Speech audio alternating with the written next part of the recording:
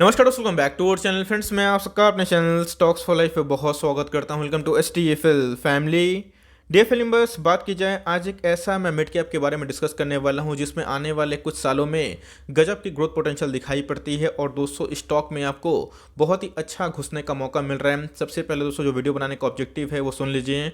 बहुत लोगों ने बोला कि सर कोई ऐसा स्टॉक फिर से बताइए जो फंडामेंटली बहुत ही अच्छा है, जहाँ पे 6 महीना, साल भर, 2 साल और 5 साल में पैसे बनते ही रहें। तो जी हाँ दोस्तों, इसके पहले मैंने इंडिया मार्ट को, बात की जाए IRCTC को, उसके बाद एफल इंडिया को और लक्ष्मी ऑर्गेनिक को बहुत बार इसके पहले जब ब्रेकआउट से पहले आपको मैंने इन्फॉर्म किया था। और उसके बाद हमें स्टॉक में 30-30%, 50-50% की रैली देखने को मिली है। तो जी हाँ दोस्तों, इस स्टॉक में फिर से एकुमुलेशन का काम स्टार्ट हो चुका है और अपने ऑल टाइम हाई से 18 से 20% डिस्काउंट रेट में अवेलेबल है। तो जी हाँ, कंपनी करती क्या है, क्या बेस्ट बाइंग प्राइस हो सकता है और लॉन्ग टर्म में आप कितना उम्मीद कर सकते हैं, सब कुछ डिस्कस करूंगा। बहुत कुछ सीखने को मिलेगा और मैं बोलूंगा कि इधर पे एक गोल्डन अपॉर्चुनिटी है। ऐसा मैं क्यों बोल रहा हूँ, वीडियो के एंड में डिस्कस करूंगा। चैनल फर्स्ट टाइम होंगे सब्सक्राइब कर सकते हैं इस तरह क्वालिटी कंटेंट को सबसे पहले एक्सेस करने के लिए। Now without delaying any for time, let's begin.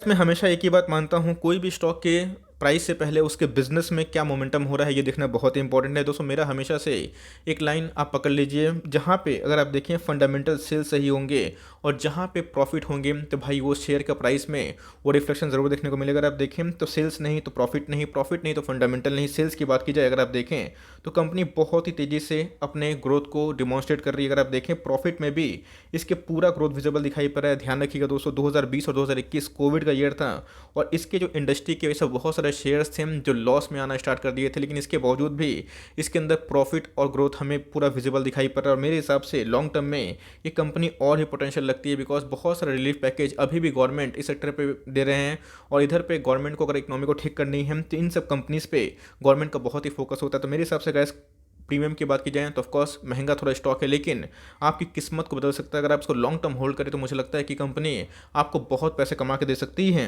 हमने सबसे पहले क्या देखा, सेल्स देखा, उसके बाद प्रॉफिट देखा। अब दोस्तों थोड़ा देख लेते हैं शेयर होल्डिंग पैटर्न, बिकॉज मैंने क्या बताया कि इस स्टॉक के बारे में थोड़ा सा जानकारी आप जान लीजिए, बिकॉज कंपनी करती क्या है और कौन कौन से पार्टिसिपेंट इसमें देखने को मिलते हैं। अगर आप देखें तो इधर पे जो प्रोमोटर हैं उनका जो स्टेक है 50% के आसपास दिखाई पड़ता है। FIIs ने कंटिन्यूसली अपने स्टेक को बढ़ाया है, 32% के आसपास FIIs का स्टेक देखने को मिलता है। कहाँ पे FIIs का स्टेक पहले 25% के आसपास था, उसके बाद 27% हुआ, उसके बाद अभी की बात की जाए 32% के आसपास है। DIs की बात की जाए तो गैस उनका स्टेक थोड़ा कम देखने को मिल रहा है। तो यही होता है, FIIs बेचते हैं तो DIs खरीदते हैं, DIs खरीदते हैं तो FIIs बेचते हैं, तो सेम वही कहानी है। तो इधर पर अगर आप देखें पब्लिक का भी 210% के आसपास स्टेक है, लेकिन अगर आप देखें तो इधर पे FIIs, DIs और प्रोमोटर बहुत ही स्ट्रॉन्ग हैंड लेके रखे हैं और मैक्सिमम जो 90% जो स्टेक है वो हमें बड़े बड़े पार्टीज के पास देखने को मिल चुका है। आप देख सकते हैं कि स्टॉक का जो प्राइस है 2500 के भाव पर दिखाई पड़ रहा है और दोस्तों ये 3074 का स्टॉक है। मैं आगे बताऊंगा इस स्टॉक में आपको बाइंग क्यों करनी चाहिए, इसके पीछे और जो रैशनल है मैं अब डिस्कस करने वाला हूँ। अब देखें तो इधर पे आज के दिन में हमें 2.5% के आसपास तेजी देखने को मिल रही है। अपने ऑल टाइम हाई से स्टॉक आपको अच्छे खासे डिस्काउंट रेट में अवेलेबल दिखाई पड़ता है। बहुत ही पुरानी लिस्टिंग देखने को नहीं मिलती है, नई लिस्टिंग है और लिस्टिंग के बाद आप देख सकते हैं कि इधर पे हमें कंटिन्यूसली तेजी देखने को मिली थी। मार्केट में कोविड क्रैश आया तो जी हाँ दोस्तों, एक NBFC को बिलोंग करती है, हाउसिंग लोन देती है। तो जी हाँ, प्राइस से समझ गए होंगे, लेकिन उसके बाद अगर आप देखें तो स्टॉक में एक कंटिन्यूसली हमें तेजी देखने को मिल रही थी। उसके बाद हमें एक स्टेक सेल की न्यूज़ देखने को मिल रही थी, स्टॉक गिरा था, लेकिन धीरे धीरे स्टॉक में एक रिकवरी देखने को मिल रही है और एक बार जो प्रीवियस हाई है उसको तोड़ेगा तो इसके लिए जो जर्नी है 3500, 4000 और 5000 के लिए खुल जाएगा। तो जी हाँ, अगर आप टाइम देंगे तो ये कंपनी आपको बहुत पैसे कमा के दे सकती है। कंपनी का नाम क्या है आप देख सकते हैं कि आवास फाइनेंशियल लिमिटेड। जी हाँ दोस्तों, आपको पता है कि आवास फाइनेंशियल की बात की जाए मार्केट में हाउसिंग लोन में काम करती है और इधर पे इनके लिए माइक्रो फाइनेंस का भी रास्ता आने वाले कल में खुलने की उम्मीद है। तो मेरे हिसाब से गाइस कंपनी फंडामेंटली बहुत ही शानदार है। मैंने कंपनी का आपको सेल्स दिखाया, कंपनी की ग्रोथ दिखाई, कंपनी के पैटर्न दिखाया, साथ ही साथ कंपनी का चार्ट भी देख लीजिए। लेकिन ध्यान रखिएगा इधर पे एक NPA का इशू हमें देखने को मिल रहा था, लेकिन वो सबके लिए कॉमन था, चाहे बड़े बैंक हो, छोटे बैंक हो, बड़े NBFC हो, छोटे NBFC हो, सबको NPA का प्रॉब्लम फेस करना पड़ा। तो अगर आपको HDFC लिमिटेड से खुशी नहीं मिल रही है बिकॉज मोमेंटम उतना नहीं हो रहा है, तो आप चाहें तो गाइस थोड़ा सा फास्ट टर्न के लिए अच्छी कंपनी पे निवेश कर सकते हैं। बिकॉज मैं और भी आपसे मैट्रिक शेयर करूंगा, थोड़ा सा पैरामीटर दिखाऊंगा जहाँ पे आपको थोड़ा सा कंफर्ट फील हो, जहाँ पे आप इधर पे निवेश करने का सोच सकें।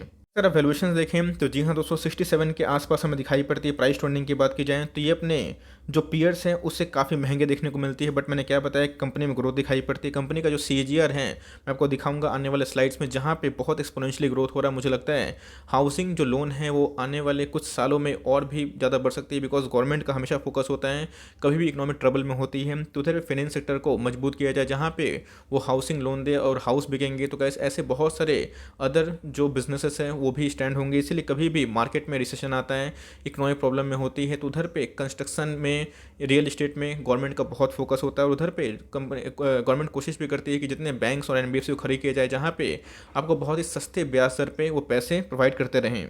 मैं आपसे कोई भागा हुआ स्टॉक शेयर नहीं कर रहा हूँ। बहुत लोग बोलते हैं कि सर जब स्टॉक भाग जाता है तो इधर पे लाइक मौका निकल जाता है, बट मैंने क्या बताया कि एक्शन आपको लेना है। अगर आप देखें 20,000 करोड़ के आसपास की मार्केट कैप है, तो मतलब एक मिड कैप क्वालिटी का स्टॉक है। तो मिड कैप है तो थोड़ा रिस्क रहेगा, वोलेटाइल होता है, लेकिन कंपनी का जो मैनेजमेंट है वो बहुत ही मजबूत है और कंपनी ग्राउंड पे बहुत ही अच्छे विजिबल से काम कर रही है। अगर आप देखें स्टॉक का जो ऑल टाइम हाई है 3074 के आसपास दिखाई पड़ रहा है, स्टॉक अभी भी आपको 2500 के भाव पर दिखाई पड़ रहा है। स्टॉक का पी मैंने आपको दिखाई है, लेकिन कंपनी का अगर आप आरओसी देखें तो हमें 10% के आसपास होता है। बहुत ही कम कंपनी होती है एनबीएफसी का जिनका आरओसी 10% के आसपास होता है।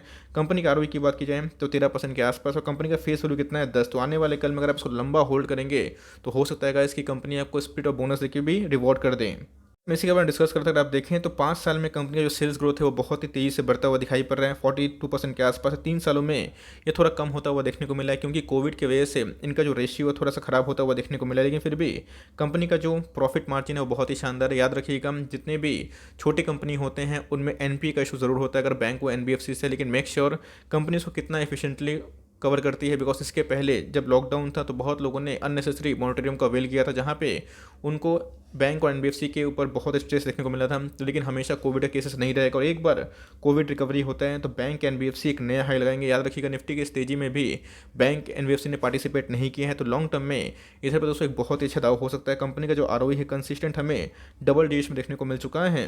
आज के कारोबार कंडीशन की बात की जाए, आप देख सकते हैं कि 45% के आसपास आज के दिन में हमें डिलीवरी देखने को मिल रही है, जहाँ पे 64,000 शेयर्स ट्रेड हुए। उसके अगेंस्ट में आप देखें 29,000 शेयर्स को डीमेट में ले जाया गया है। कुल अगर आप देखें तो हमें 45% के आसपास एक्युमुलेशन देखने को मिल रहे हैं और स्टॉक का जो एक साल लो है 1290 के आसपास है। और मुझे लगता है कि एक बार ये 2750 को क्रॉस करेगा तो जी हाँ फिर से इसके लिए 3000 का लेवल जा सकता है। आवास फाइनेंस की बात की जाए तो मुझे ये कंपनी बहुत ही अच्छी लगती है। यस, बहुत लोगों ने बोला कि सर एयू स्मॉल फाइनेंस में बहुत सारे ऐसे कॉर्पोरेट इवेंट हमें देखने को मिल रहे हैं कि बड़े जो टॉप मैनेजमेंट है उन्होंने डिज़ाइन दे दिया है। एयू स्मॉल फाइनेंस की ही ये सब्सिडी हमें देखने को मिलती है। तो एयू स्मॉल फाइनेंस की बात कीजिए तो माइक्रो फाइनेंस में बहुत ही काम करते हैं, इसमें एनपीए का इशू है, लेकिन ये दोस्तों हाउसिंग लोन ही प्रोवाइड करते हैं। तो मेरे हिसाब से कंपनी फंडामेंटली बहुत ही अच्छी है।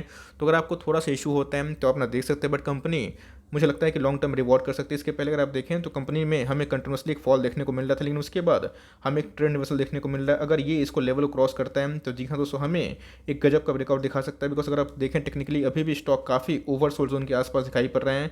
पिछले कुछ समय मैंने इसको बहुत बार कवर किया था और अभी भी कवर करता हूँ, क्योंकि इधर पे हमें एक वैल्यू दिखाई पड़ रही है। तो मुझे लगता है कि अगर आप लॉन्ग टर्म तक इसको होल्ड करते हैं और सीएमपी में बाई करते हैं तो लॉन्ग टर्म तक दोस्तों आपको पछताना नहीं पड़ेगा। कंपनी के अंदर पूरा ग्रोथ विजिबल है और जो एनपीए का जो इशू है एक बार ट्रेंड चेंज होगा तो मेक श्योर दोस्तों बैंक निफ्टी में अगर रैली आती है तो बैंक निफ्टी के जो लार्ज कैप कंपनीज हैं उसमें तो रैली आएगी ही, लेकिन उसमें जो मिड कैप और स्मॉल कैप हैं उसमें ट्रिमेंडस रैली आने की उम्मीद है। मैंने स्टॉक के बारे में बताया, उसका नाम बताया, उसका काम बताया, कंपनी करती क्या है इसके बारे में मैंने बताने की कोशिश की। जो प्रॉस है जो कौन सा वही बताया। यस, थोड़ा महंगा है लेकिन आप अगर चाहें तो इसको अफोर्ड कर सकते हैं। और एचडीएफसी जो लिमिटेड है उसको अगर आप चाहें तो कंटिन्यू करें, बिकॉज ये थोड़ा डिफेंसिव स्टॉक है लेकिन ये थोड़ा सा एग्रेसिव स्टॉक है। तो मेरे हिसाब से अगर आप एग्रेसिव इन्वेस्टर हैं, आपके पास टाइम है, तो आप माफ़ करिए दोस्तों आवास फाइनेंशियल को बाई कर सकते हैं और धीरे धीरे अपने पोजीशन को एसआईपी की वजह से कंटिन्यू भी कर सकते हैं। बिकॉज अगर आप देखें तो एक बार ये 2500 के लेवल पर सस्टेन करता है तो जी हाँ एक जो नेक्स्ट रेजिस्टेंस है 2700 के आसपास आ सकता है। तो मेरी हाईली रिकमेंडेशन है आप इसको स्टडी करें,